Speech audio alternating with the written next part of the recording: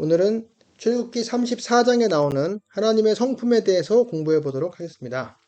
자, 여호와께서 구름 가운데 강림하사, 구름 가운데는 시내산입니다. 시내산 꼭대기 구름 가운데 강림하사 그와 함께 거기 서서, 그는 모세를 말합니다. 모세가 시내산에 올라왔어요.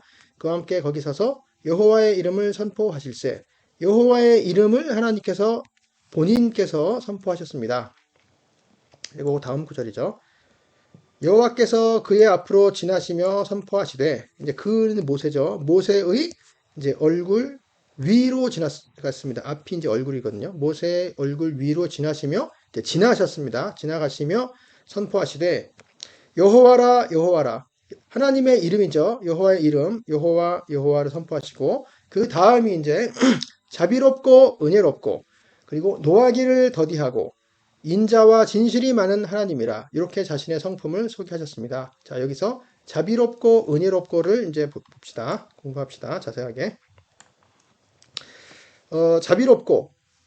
자비롭고와 은혜롭고. 먼저 자비롭고는 자비로운, 이런 뜻이죠. 자비로운 형용사입니다. 이것의 히브리어는 라훔입니다. 라훔, 자비로운. 이것은 사실 긍휼히 여기는 이란 뜻입니다. 긍휼히 여기는 형용사, 불쌍히 여기는, 긍휼히 여기는, 불쌍히 여기는, 이런 뜻입니다.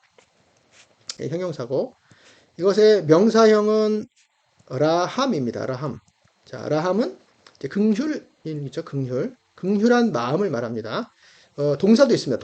동사도 라함인데요. 이것은 긍휼히 여기다, 이제 여기다, 이제 이런 뜻이고요. 근데 이 명사 긍휼, 요 동사도 마찬가지지만 이것은 어디서 왔냐면 히브리어 레헴에서 왔는데요. 히브리어 레헴은 이제 자궁을 말합니다. 여인의 자궁, 태를 말합니다. 그래서 라함이라고 하는 것은 여인이 자기 자궁, 자기 태에서 난 자기 자식을 보면서 불쌍히 여기면서 사랑하는 그런 마음을 말합니다. 그것이 긍휼히 여기고 불쌍히 여기고 사랑하는 그런 마음을 말합니다. 우리 한글에서는 왜 자비로운이라고 번역을 했느냐? 긍휼이라고 번역한 곳도 있어요. 사실은 긍휼히 여기는 이란 말이 더 어울리는 것 같고요. 근데 자비로운이란 말도 틀린 것은 아닙니다. 왜냐하면 자비란 뜻이 한자로 자비잖아요. 자비. 자는 사랑이란 뜻이고 비는 슬퍼한다는 뜻입니다. 사랑과 슬픔. 그러니까 이 뜻과 비슷하죠. 긍휼히 슬퍼하면서 불쌍히 여기면서 사랑한다. 이제 이런 뜻입니다. 하지만 결국 이것은 이제 긍휼히 여긴다, 이런 뜻이라고 생각하시면 되겠습니다. 그 다음에 두 번째, 은혜롭고. 자, 은혜로운. 이것은 우리가 잘 알죠. 은혜로운. 근데 이것도 히브리어로는 이제 한눈입니다. 한눈. 은혜로운. 근데 히브리어 한눈은 이제 은혜를 베푸는 이란 뜻입니다. 은혜를 베푸는. 또 자비를 베푸는 이란 말도 됩니다. 근데 왜 은혜와 자비는 여기 있는데 은혜와 자비라고 말하냐면 설명을 해드리겠습니다. 그리고 명사는 hen입니다. hen. 명사 hen은 은혜로도 번역이 되어 있고 은총이라고도 번역이 됩니다. 은총. 그리고 동사는 이제 하나입니다. 하나는 이제 은혜를 베풀다. 은혜 혹은 자비를 베풀다입니다. 은혜의 자비를 베풀다. 왜 이거 은혜를 베풀다, 자비를 베풀다 무슨 차이가 있냐 하면, 이제 우리나라 말로 한번 생각을 해보겠습니다. 우리나라 말에 긍휼이라는 말과 그 다음에 이제 자비라는 말과 이제 은혜라는 말을 한번 생각을 해봅시다. 은혜라는 것은 사실은 이 은혜라는 말 자체가 둘 다 선물이라는 뜻이잖아요. 선물. 어떤 호의, 순전한 호의, 선물, 뭔가 좋은 거를 주는 걸 말하잖아요. 그래서 먼저 긍휼부터. 긍휼은 아까 얘기했던 것처럼 불쌍히 여기는 마음을 말합니다. 마음, 물론 긍휼을 베풀 수도 있지만 일단은 긍휼히 여기는 마음, 불쌍히 여기는 마음 자체에 더 주안점을 둔 것이고, 자비라고 하는 것은 어떤 불쌍한 마음이 들어서 자비를 베푸는 것을 말합니다. 자비를 베풀다는 것은 무엇일까요? 자비를 베푸는 것은 예를 들어 사형수는 죽어야 마땅하지만 만약 사형을 감면을 해줬다. 사형을 면하게 해줬다. 사면해줬다. 그러면 죽음에서 풀려나는 거죠. 죽어 마땅한 사람을 죽지 않게 해줬다. 이것이 이제 자비를 베푸는 것이죠. 말하자면. 그리고 빚을 많이 진 사람을 빚 갚을 능력이 없어서 불쌍해서 탕감해줬다. 이런 것들이 이제 자비를 베푼다라는 뜻이죠. 은혜는 뭘까요? 은혜 베풀다. 은혜 베풀다는 자비는 좀 긍휼의 마음으로 이제 베풀는 거지만, 은혜는 물론 긍휼의 마음으로 베풀 수도 있지만, 긍휼의 마음이 아니고 좋아서 베풀 수도 있습니다. 그냥. 예를 들어, 불쌍한 사람한테 먹을 것을 줬다, 옷을 줬다. 그러면은 긍휼의 마음으로 은혜를 베푸는 거죠. 그 사람한테 공짜로 그냥 먹을 거 옷을 줬으니까. 근데 그거 말고, 그럴 수도 있지만, 내가 좋아하는 사람한테 옷을 선물로 사줬거나, 아니면 그 사람을 뭐 여행을 같이 가게 해주거나, 높은 지위에 뭐 앉혀줬거나, 예를 들어 그런, 뭔가 그 사람이 일해서 번 그럴 자격이 없는 그런 사람인데, 내가 좋아서 그 사람한테 뭘 해줬다. 선물로 줬다. 이것도 이제 은혜를 베푸는 게 되죠. 어, 그래서 근데 이제 이게 두 가지가 같이 이제 통합돼서 사용되기도 하죠. 자비를 베풀고 은혜를 베푸는 게 두 개가 합쳐지는 수도 있습니다. 예를 들어서 사형수가 있는데 내 원수가 있는데 이 사람을 사면을 시켜준 정도가 아니고 일단 사면을 시켜주고 그 다음에 이 사람을 내 친구로 맞았다 하면은 친구로 맞아서 뭐 무슨 뭐 높은 뭔가 좋은 걸 해줬다 이 사람한테 내 원수를 용서하고 그 다음에 뭔가 좋은 걸 베풀었다. 그러면 이 사람한테 자비를 베푼 동시에 은혜를 베푼 것이 되죠. 그것이 바로 이제 하나님의 하나님이 은혜로우시다는 게 이런 것이죠. 우리가 죄인이잖아요. 우리는 죄인이기 때문에 죽어 마땅하고 지옥에 떨어져야 마땅하고 하나님의 진노를 받아야 마땅한 그런 죄인들을 용서해 주실 뿐 아니고 우리를 자녀 삼아 주셨잖아요. 자신의 자녀 삼아 주시고 자신의 백성 삼아 주시기 때문에 그것이 바로 이제 어, 하나님의 자비와 은혜가 모두가 되는 거죠. 그것이 이제 하나님의 은혜인 것입니다. 근데 이 하나님의 자비와 은혜의 원동력은 무엇이냐? 긍휼이죠. 하나님이 우리를 불쌍히 여기셨기 때문인 것이죠. 자, 이러한 의미에서 여호와께서는 자비롭고 즉 긍휼히 여기시는 분이고 그리고 은혜로우신 분입니다. 자비와 은혜를 베푸시는 분입니다. 너무나도 좋으신 하나님이죠. 자, 자비롭고 은혜롭고란 말을 이 출애굽기 34장 전에 33장에서도 하나님께서 하셨는데요. 그거를 비교를 한번 해보겠습니다. 출애굽기 33장. 33장은 출애굽기 32장에서는 금송아지 사건이 있었거든요. 금송아지. 그래서 모세가 이제 하나님께 이 백성을 위해서 간청하는 그런 장면입니다. 그런 간청을 하고 그 다음에 모세가 하나님께 이제 요청하는 것 중에서 주의 영광을 내게 보여주소서 이런 요청을 합니다. 당신의 영광을 내게 보여주소서. 그랬더니 여호와께서 이르시되 보여주겠다. 이제 이런 취지로 말씀하신 거죠. 내가 내 모든 선한 것을 내 앞으로 지나가게 하겠다. 내 앞으로라고 하는 것은 내 얼굴 위로 지나가게 하겠다. 그래서 아까 33장에도 이제 하나님께서 지나가시면서 선포하시잖아요. 그게 이게 지나가고 내 앞으로 모세 앞으로 그리고 여호와의 이름을 내 앞에 선포하리라. 여호와의 이름도 아까 선포하셨죠. 여호와라 이렇게. 그리고 그 다음에 하나님의 은혜롭고 자비로운 성품을 말씀하셨는데 거기 보면 나는 은혜 베풀 자에게 은혜를 베풀고 아까 그 얘기죠. 이게 바로 이제 아까 한우는 형용사고 하나님을 말합니다. 은혜 베푼다. 내가 은혜 베풀 자에게 내가 은혜를 베푼다. 은혜 베푼다. 하나. 물론 이제 그래서 은혜를 베푼다는 말은 이제 은혜와 자비를 베푼다는 뜻이죠. 은혜, 자비 다 포함된 말입니다. 그리고 긍휼히 여길 자에게 긍휼을 베푸느니라는 이제 라함입니다.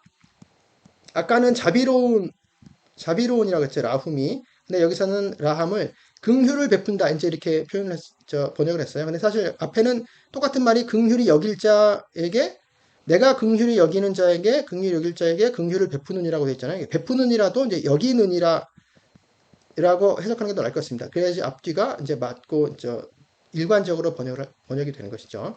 그래서 여기도 보면 라함을 자비가 아니고 긍휼이라고 번역한 것을 알 수 있습니다. 무슨 의미인지 알면 되는 것이고요. 그 다음은 노하기를 더디하고 이게 하나님의 특징이죠. 노하기를 더디하고 사실 하나님께서 노하기를 더디하시지 않았으면 우리는 다 멸망했죠. 전부 홍수로 멸망하고 불로 다 멸망해 버렸겠죠. 근데 우리가 지금까지 살아있는 거죠. 노하기를 더디하시기 때문입니다. 노하기를 더디하고라는 말은 직역하면 두 콧구멍이 길다 이런 뜻입니다. 하나님께서는 두 콧구멍이 길어요. 기신 분이에요. 콧구멍은 진노, 분노로 번역이 되거든요. 어, 그래서 진노나 분노는 콧구멍에서 나온 콧김, 이렇게 뜨거운 콧김, 이것을 이제 이렇게 표현을 할 수 있어요. 그래서 하나님께서는 콧구멍이 길으시기 때문에 진노가 나오려면 한참 걸리는 거죠. 그래서 웬만하면 진노를 확 이렇게 불같이 내지 않으시는 거죠. 그래서 오래 참으심을 말합니다. 오래 참으심. 참음. 성령의 9가지 열매에서 에도 오래 참음이 있고 사랑은 오래 참고 이렇게 시작되죠. 그 오래 참으심이 하나님이 오래 참으심이 그게 본인인 것입니다. 첫 번째 오래 참으시는 거죠. 우리가 살아있는 거죠. 그 다음에 인자와 진실이 많은 하나님이라. 자, 인자가 굉장히 중요한 단어죠. 인자는 헤세드를 말합니다. 헤세드는 하나님의 사랑을 말하는데요. 하나님의 사랑은 뭐, 언약적인 사랑을 말하죠. 언약적 사랑. 언약적 사랑이라고 하면 언약을 지키는 사랑, 언약을 반드시 지키는 사랑. 그래서 이거는 변치 않는 사랑, 자, 변치 않고 이제 불굴의 사랑을 말하는 거죠. 불굴의 사랑. 이 헤세드라는 말 자체가 어떤 강한 존재가 약한 존재한테 이제 수그린다, 이제 구부린다 이런 의미가 있다 그래요. 그래서 좀 겸손한 그런 의미가 있고 원어 자체에 겸손한 의미가 포함되어 있는 것 같고요.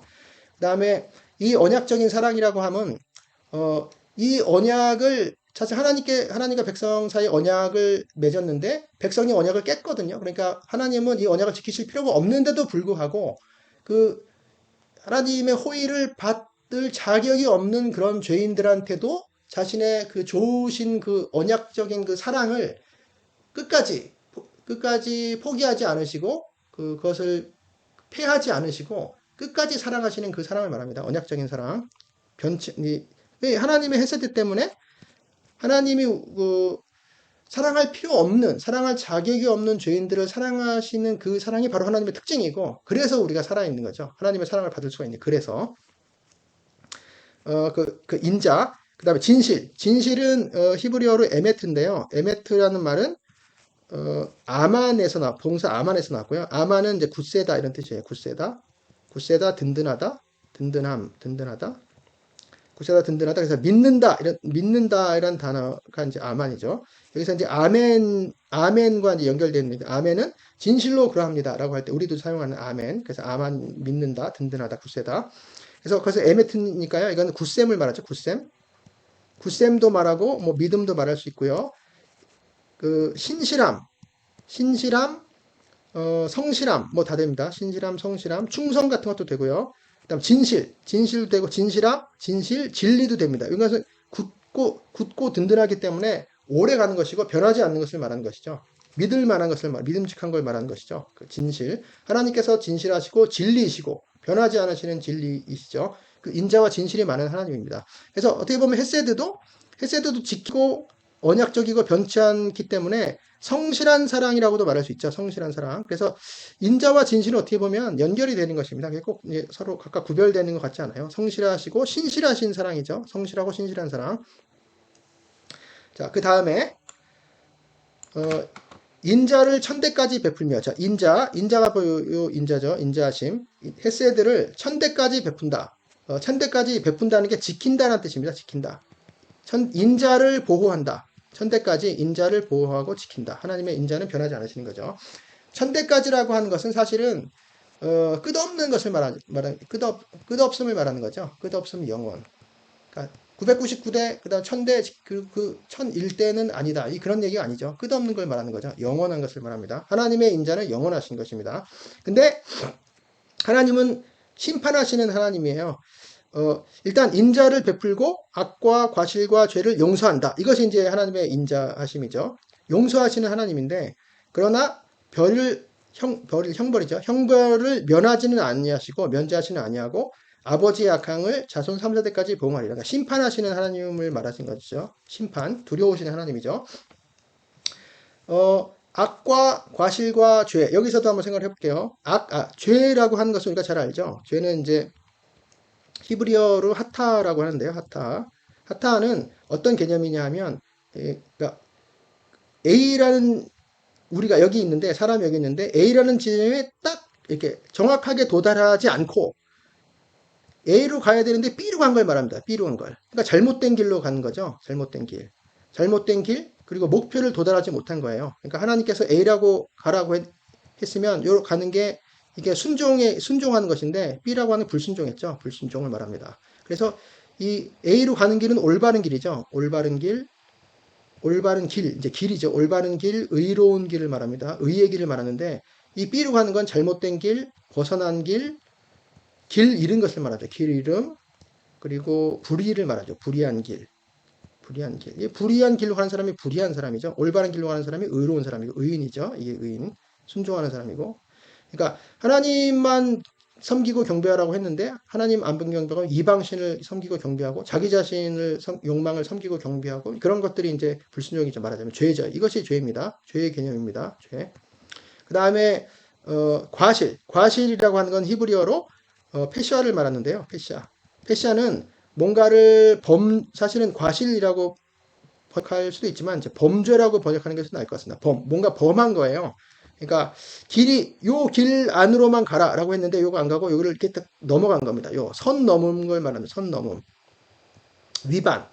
위반하고 선 넘고 이제 범한 것을 말합니다. 범한 것. 범한 것. 그 과실이라고 번역하고 허물이라고도 번역했거든요. 성경의 다른 곳에서.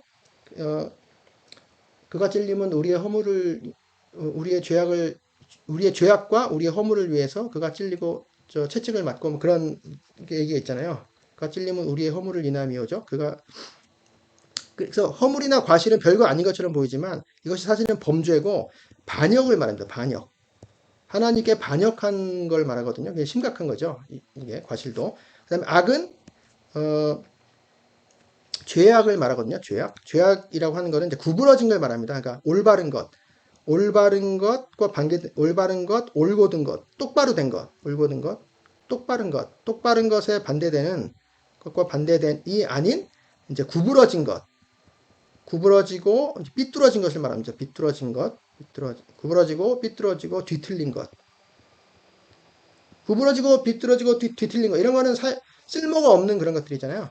이게 이 악입니다. 악과 과실과 죄를 하나님께서는 용서하시는 분입니다. 하나님의 그 자비와 은혜와 뭐 인자 때문에 이제 그러나 형벌을 막 면제해 주시는 그런 분은 아닙니다. 벌을 면제하지는 아니하고 아버지의 악행을 자손 3, 4대까지 보응하리라. 이 악행이라고 하는 것은 여기 말한 악을 말하는 죄악이죠. 죄악을 자손 3, 4대까지 보응한다. 자, 여기서 이제 먼저 알 것은 이것을 무슨 저주가 흐른다. 저주가 이제 뭐 어떤 사람 부모가 뭐 죄를 지으면 그게 이제 3, 4대니까 손자와 뭐 증손자까지 저주가 계속 남아 있다. 뭐 이제 이런 식으로 좀 비성경적인 그런 얕은 해석을 하는 경우가 있는데 그건 아닙니다. 그렇게 해석을 하면 안 되죠. 일단 왜 아니냐? 처음에 인자는 1000대까지고 그 보응은 3, 4대까지다라고 하는 것은 물론 이 두 자체가 벌써 모순이죠. 벌써 그렇잖아요. 만약에 900대 선조가 하나님의 인자하심의 대상이면 그 뭐 아버지 3, 4대도 다 1000대에 들어가는 거잖아요. 그러니까 뭐 그런 것 자체는 말이 안 되는 수학적인 그런 건 말이 안 되는 거고 이 의미 자체가 하나님의 인자하심은 영원하신데 그 다음에 하나님의 보응은 지속이 되지만 짧다. 한계가 있다. 일단 이걸 말해주는 것 같아요. 처음에는. 그 두 번째는 3, 4대까지 보응한다 해서 이 보응한다는 말 자체가 그 히브리어로 이것은 이제 파카드란 말이에요. 파카드란 말은 그러니까 보응한다. 뭐 형벌을 준다. 형벌을 내린다. 이런 뜻도 있지만 이게 이제 돌본다라는 뜻이거든요. 돌본다. 그러니까 살펴본다. 돌보다, 살펴보다, 방문하다 이런 뜻이 있어요. 그러니까 이게 돌보기 위해서 방문하는 거죠. 찾아오는 거예요. 찾아오다. 뭔가를 살펴보기 위해서, 돌보기 위해서 방문하고 찾아보고, 그래서 형벌을 낸다. 이런 걸 다 종합해보면, 그래서 감찰하다라는 뜻이 돼요. 감찰하다. 그래서 하나님께서 직접 확인하러 뭔가 벌을 줄 게 있으면 벌을 주시기 위해서 이렇게 찾아와서 이제 소집하다라는 뜻도 있거든요. 소집하다. 그러니까 어느 자리에 그 사람들한테 찾아와서 그 사람들을 다 불러 모아서 이제 거기서 하나님께서 뭔가를 심판을 하시는 겁니다. 이렇게 얘기를 들어보고. 그러니까 이 보응한다는 얘기가 그냥 기계적으로 보응해서 형벌 내리고 갚아버리고 그런 게 아니라 하나님께서 찾아오셔서 살펴보신다는 그런 뜻인 것이죠. 인격적인 그런 개념이 항상 담겨져 있습니다. 그 성경 말씀 중에는. 그래서 기계적으로 해석하는 건 좀 아닌 것 같고요. 그래서 또 무조건 아버지의 죄가 뭐 3, 4대까지 내려온다가 그런 의미가 아니라는 것을 이제 다른 성경 구절에서 충분히 찾아볼 수가 있어요. 저 보면은 다른 신명기 24장에도 그런 얘기가 있거든요. 창세기 출애굽기도 모세오경이지만 신명기도 모세오경이죠. 거기 보면은 아버지는 그 자식들로 말미암아 죽임을 당하지 않을 것이요. 그 다음에 자식들은 그 아버지로 말미암아 죽임을 당하지 않을 것이다. 자식들은 그 아버지로 말미암아 죽임을 당하지 않을 것이다. 각 사람은 자기 죄로 말미암아 죽임을 당할 것이니라. 너무 확연하죠? 그래서 그 저주가 뭐 기계적으로 내려온다. 그건 뭐 말이 안 되는 것이고요. 그 다음에 에스겔서 18장에 보면 신포도 얘기가 나와요. 이제 이스라엘의 속담이 있었는데 아버지가 신포도를 먹었으므로 그의 아들의 이가 시다. 이런 속담이 있었어요. 그러니까 이제 아버지가 뭐 잘못한 것 때문에 자식이 벌을 받는다. 뭐 이런 얘기죠. 자식이 손해를 본다 이런 얘기인데 하나님께서는 맹세를 하시면서 다시는 이 속담을 쓰지 못하게 되리라. 이렇게 말씀하셨거든요. 하나님이 굉장히 싫어하시는 그런 속담인 거죠. 이게 하나님의 뜻이 아닌 거예요. 전혀 그게. 그래서 하나님께서는 모든 영혼이 다 내게 속했다. 아버지의 영혼도 아들의 영혼도. 범죄하는 그 영혼이 죽을 것이다. 이제 이렇게 되죠. 그래서 어떤 사람이 의로운 사람이 있었어요. 의로운 사람이 있었는데 그가 아들을 낳았어요. 그가 아들을 낳았다. 근데 그 아들이 아주 나쁜 사람이죠. 아주 나쁜 사람이어서 하나님의 모든 법을 다 어긴 그런 사람인데 그는 반드시 죽을 것이다. 아버지가 의롭지만 아들이 악하면 그는 반드시 죽을 것이다. 자기 피가 자기에게로 돌아가리라. 그래요. 그 다음에 또 아들이 있는데 이 아들이 있는데 이 사람의 아버지는 아주 악한 사람이었어요. 근데 악한 아버지에서 선한 아들이 나온 거죠. 선한 아들이.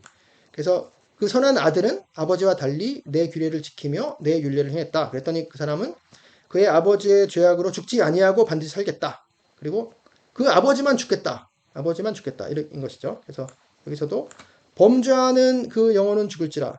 아들은 아버지의 죄악을 담당하지 아니할 것이요 아버지는 아들의 죄악을 담당하지 아니하리니. 이거죠.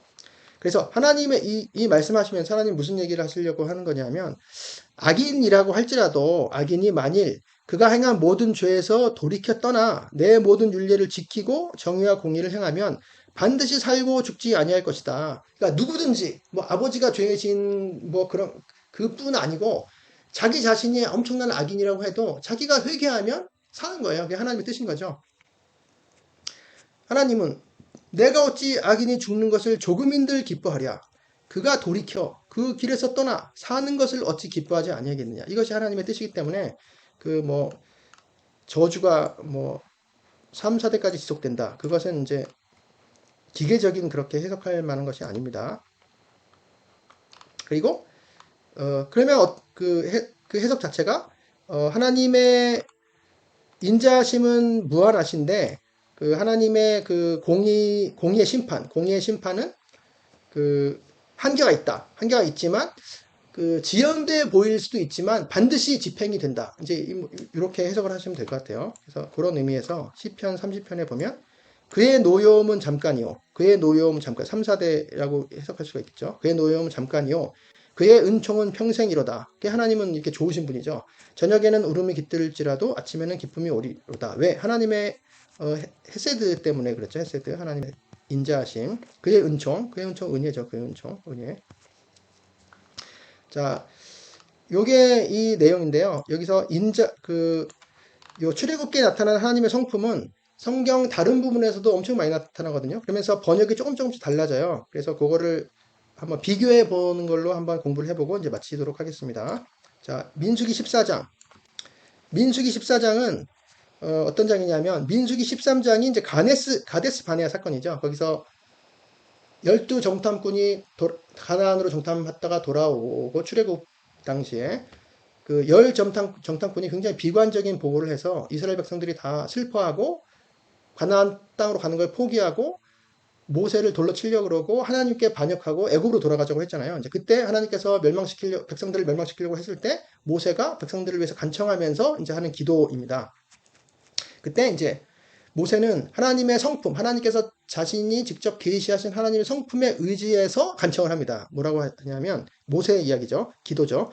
여호와는 노하기를 더디하시고, 이게 나왔죠. 노하기를 더디하시고, 그리고 인자가 많으시다. 인자 헤세드가 많으시고, 헤세드. 그리고 죄악과 허물을 사하시나 형벌 받을 자는 결단코 사하지 아니하시고 아버지의 죄악을 자식에게 갚아 3, 4대까지 이르게 하리라 하셨나이다. 그 하나님의 그 형벌 저거는 3, 4대지만 인자는 1000대라고 했잖아요. 1000대. 인자가 많다. 이제 이렇게 용서하신다. 이제 모세가 이것을 의지해서 기도를 드렸고요. 그 다음에 시편에서도 찾아보겠습니다. 시편. 그러나 주여, 주는 긍휼히 여기시며 은혜를 베푸시며, 그 다음에 노하기를 더디하시며 가운데 있고요. 그다음에 인자와 진실이 풍성하시다. 긍휼히 여기시며라고 한 게 바로 자비롭고라고 번역한 자비롭고 그 라훔을 말합니다. 라훔. 그래서 긍휼히 여긴다 이렇게 번역했죠. 긍휼히 여기시며 은혜를 베푸시며 은혜와 자비를 베푸시는 분이죠. 은혜롭고라고 번역한 한눈을 말합니다. 노하기를 더디하시며 인자 헤세드 진실 에메트 풍성하신 하나님 이제 풍성하신 이제 많은 하나님. 그다음 시편 103편 여호와는 긍휼이 많으시고 은혜로우시고 그 다음에 노하기를 더디하시고 인자하심이 풍부하시도다. 인자하심 헤세드 인자라고 되어 있는데 여기서 인자하심이라고 되어 있네요. 풍부하시는 많다는 뜻이고요. 많다. 여기서는 이제 긍휼이 많으시고라고 했죠. 많으시고까지는 많으시고는 이제 뭐 의역이고요. 긍휼이 여기시며, 그렇죠? 여기시며. 한눈을, 라훔을 말하죠. 긍휼이 여기시며, 은혜로우시며, 한눈을 말하고요. 노를 영원히 품지 아니하신다. 이는, 여기 보면 이제 11절에 하늘이 땅에서 높음 같이 그를 경외하는 자에게, 그를 두려워하는 자에게 그의 인자하심이 크시다. 그의 인자하심, 헤세드를 말하죠. 그 다음에 145편 여호와는 은혜로우시며 긍휼이 많으시며 이 순서가 바뀌었어요. 한눈이 먼저 나오죠. 은혜와 자비를 베푸신다는 뜻이죠. 한눈. 긍휼이 많으시며 이거 많으시면은 이제 긍휼히 여기시며 라훔을 말하는 것이죠. 노하기를 더디하시며 인자하심이 크시도다. 이제 많다는데 여기서는 크다라고 또 돼 있네요. 많은 것과 크다가 거의 같은 개념이에요. 인자하심 헤세드. 그리고 여호와께서는 모든 것을 선대하시며 그 지으신 모든 것에 긍휼을 베푸시도다. 긍휼 나죠. 긍휼. 라함입니다. 라함. 긍휼한 마음을 말합니다. 그리고 마지막으로 선지서에 나타난 것을 한번 찾아볼게요. 선지서의 요엘서는 메뚜기 재앙에 대한 이야기고 그다음에 성령께서 이제 내려오시면 이제 젊은이나 노인들이나 다 예언하고 뭐 꿈을 꾸고 뭐 이런 내용이 있죠. 메뚜기 요엘 선지자. 너희는 옷을 찢지 말고 마음을 찢고 회개하라는 회개 요청이죠. 너희 하나님 여호와께로 돌아올지어다. 그는 은혜로우시며 자비로우시며 이제 이것도 순서가 은혜와 자비를 베푸신다. 은혜로우시며 한눈이 먼저 나왔네요. 자비로우시며 이게 긍휼히 여기시며죠. 긍휼이시며 라훔. 여긴 자비로우심이라고 번역했네요. 노하기를 더디시면 이거 똑같죠. 노하기를 더디시면 인애가 크시사 헤세드는 인자하심으로 번역이 되어 있는데 여기서는 인애라고 또 번역이 되어 있어요. 인애. 뜻을 돌이켜 정을 내리지 아니하신다. 마지막으로 요나서를 보겠습니다. 요나서는 우리가 잘 아는 선지자, 물고기 뱃속에 들어갔던 선지자죠. 니느웨에 회개의 선포를 하라고 하나님께서 보내셨는데 불순종했다가 이제 물고기 뱃속에 들어갔죠. 그리고 결국 하나님께서 용서해 주셨어요. 그랬더니 요나가 매우 싫어하며 성내며 약간 비꼬는 식으로 이제 하나님의 성품에 대해서 이해를 하는데 주께서는 그러니까 왜 멸망시키지 원수 같은 니느웨 사람들을 멸망시키지 않으셨냐 이렇게 좀 뭔가 불평을 하면서 주께서는 은혜로우시며 자비로우시며 여기 있죠. 은혜로우시며 자비로우시며 이게 또 순서가 한눈이 먼저 나왔어요. 한눈 은혜와 자비를 베푸시며 그 다음에 긍휼히 여기시는 거 자비로우시며 한눈 라훔 노하기를 더디하시며 인애가 크시다. 인애가 많다는 뜻이죠. 많다 크다. 인애는 이제 헤세드죠. 인자 헤세드 뜻을 돌이켜 재앙을 내리지 아니하시는 하나님인 줄을 내가 알았음이니이다. 하나님의 성품을 공부했습니다. 하나님께서는 하나님의 이 헤세드, 하나님의 자비롭고 긍휼을 여기시고 자비와 은혜를 베푸시고 인자가 무한하신 이런 그리고 노하기를 더디하신 이런 성품이 아니었으면 우리는 전혀 소망이 없습니다. 우리 자신에 대해서 전혀 소망이 없고 이 세상에 대해서도 소망이 없는데 하나님의 그런 선하신 성품 때문에 우리가 살아있고 소망이 있고 하나님의 자녀로 하나님과 함께 영원히 사는 그런 소망을 가지고 우리가 오늘도 살 수가 있습니다. 감사합니다.